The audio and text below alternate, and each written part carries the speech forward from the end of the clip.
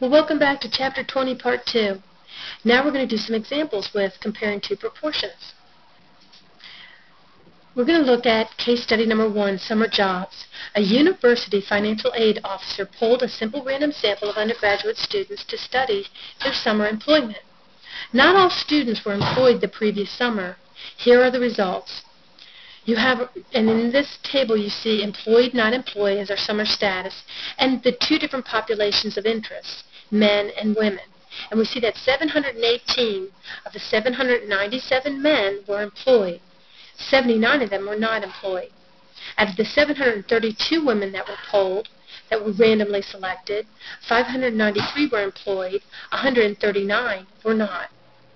Compute the 90% confidence interval for the difference in proportion of male and female students who had summer jobs. So the proportion of males who had summer jobs is 718 out of 797, and the proportion of female women, P hat 2, is 593 out of 732. Our critical value for a 90% confidence interval, as we know, is 1.645. So now we're ready to compute our confidence interval. We know what the formula for our large confidence interval, so we just plug in the numbers. Our P1 hat minus P2 hat is 718 minus 797 minus 593 divided by 732, plus or minus that critical value, 1.645, times the standard error. When we do all the math in there, and as I have stated, you will not have to calculate the standard error on the test or quiz. It will be given to you what that value is, because as you can see, it's a little bit hairy when you're calculating it. So after you do all the calculations, you get that 0.09077 plus or minus 0.02953. That's the collapsed form for the interval. Now, if you subtract 0.02953 from the difference of those proportions and add it, you get the confidence interval of 0.0612 to 0.1203. And how you would write the interpretation is we are 90% confident that the difference in proportion of male and female students who had summer jobs is between 6.12% and 12.03%. Or you could write it that the difference in proportions of male and female students who had summer jobs is between 6.12% and 12.03%. 90% confidence interval, either way. And if you note, 0 is not in that interval. So it is unlikely that the proportions who had summer jobs among males and females is the same. It looks like a higher proportion of male students had summer jobs. Let's look at another example, machine reliability.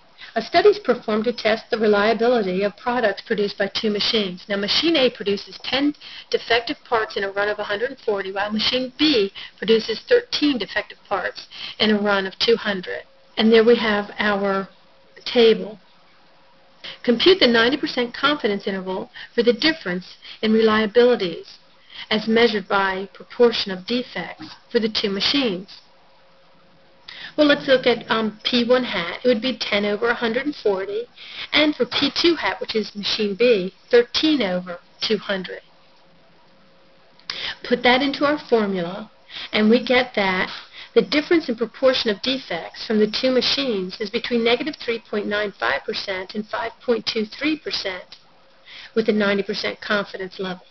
Now, since 0 is in this interval, it is unlikely that the two machines differ in reliability.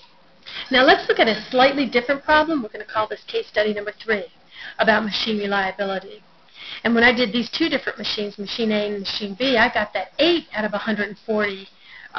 There were 8 defects out of 140 runs for machine A, so that's P1 hat, and P2 hat was 10 over 200. Was 11 over 200. Now, if I look at this one, the number of successes and failures are not both 10 or more. So what are we going to use? Well, this is the time that you should use the +4 confidence interval for comparing two proportions. It gives us a more stable interval. So we would do 8 plus 1 divided by 140 plus 2. That would be our P1 tilde. Our P2 tilde, instead of it just being 11 over 200, is going to be 11 plus 1 over 200 plus those two imaginary sample And so we get 12 over 202.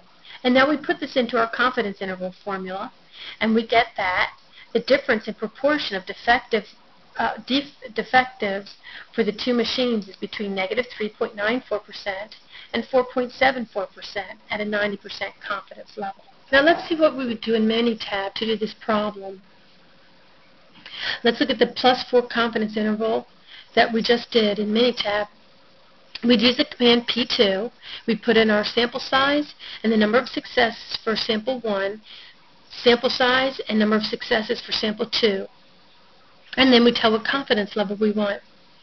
Now remember, we added 2 to the sample size and 1 to the number of successes. So instead of it being 140, we put the 142. And instead of the 8, we put 9.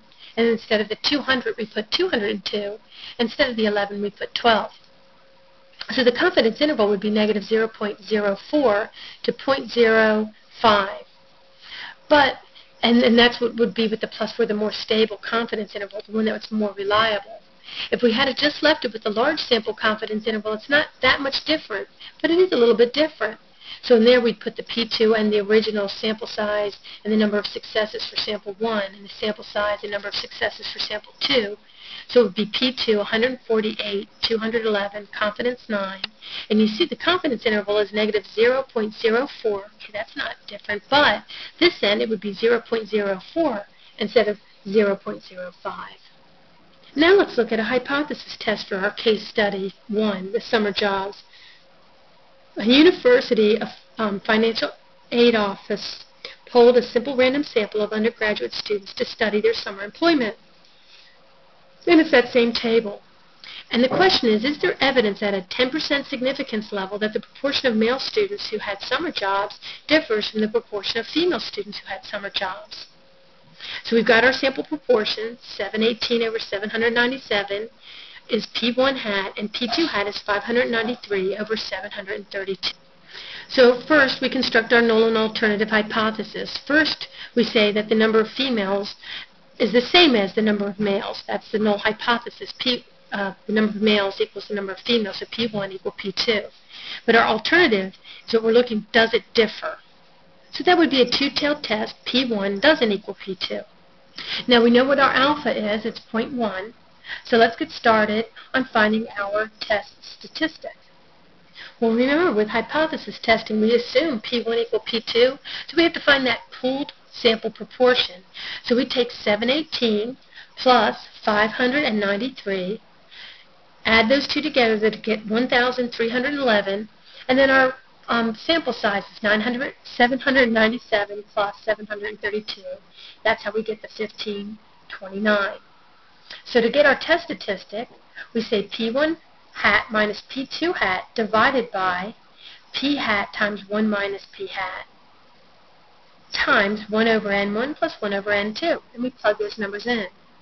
When we do the calculation there, we get 5.07.